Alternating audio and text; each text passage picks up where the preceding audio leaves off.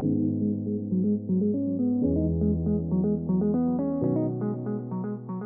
yes, I'm here to talk to you all today about Fibarcode. My name is Brian Ayezi.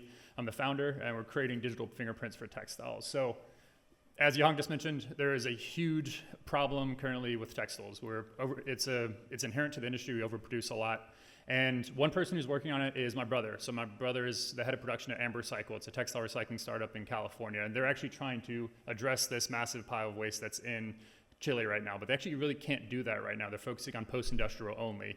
And part of that is because labels get removed. People cut them out. They're not super durable. They fade over time. And then really, even if the label was there, they're actually not really comprehensive to the information that the recyclers currently need to be able to actually process things properly. And so we did the NSF I-Corp process over the past year. We've done over 150 interviews. This hasn't been updated yet. And we found that other recyclers have this problem. And then beyond that too, for example, for resale, reverse logistics. So essentially taking in all of these variable items, like what is this made out of? How much was it priced for originally? All of that takes a lot of time. And so for medium and low value items, it doesn't really make economical sense. It only makes sense for luxury items right now, for the resale market, for example. And so a big driver for both of these is a lack of embedded information. And so what we've come up with is what we call the fiber barcode, or Fibarcode. So it's a textile fiber made using pretty standard textile processes with a bit of a modification, and that we actually engineer an optical signature directly into it. So it can be read and then create a unique identifier. Once that happens, it actually can go directly into the fabric or directly into the item. So whether that's a jacket or a pair of shoes or a purse. And then that provides something where you can actually have a lifecycle traceability. So throughout its lifecycle, let's say hopefully it gets sold and resold a few different times. You actually can track that, for example, with our technology. And then once it gets to the end of use, you have a more efficient means of sorting it. So it'll tell you exactly what you need right when you need to have it.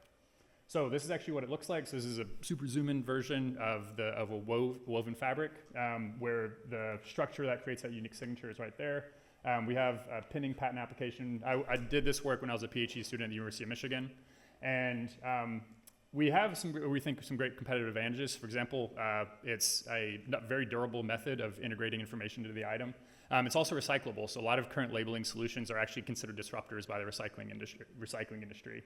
And then finally, since my background's in textile manufacturing, I'm essentially leveraging that to create a scalable manufacturing process for this label. So global printed label market, about $42 billion. We produce about 100 to 150 billion textile items per year. And so at 10 cents per label, around about, that's about a $10 to $15 billion market.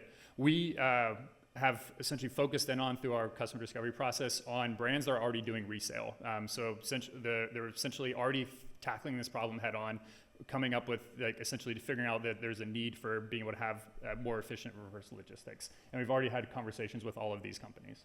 So how do we actually sell this? So how labels are currently sold directly to the manufacturers, and then those manufacturers actually sell it to the brands. The reverse logistics centers will buy scanners that we're developing, a proprietary scanner.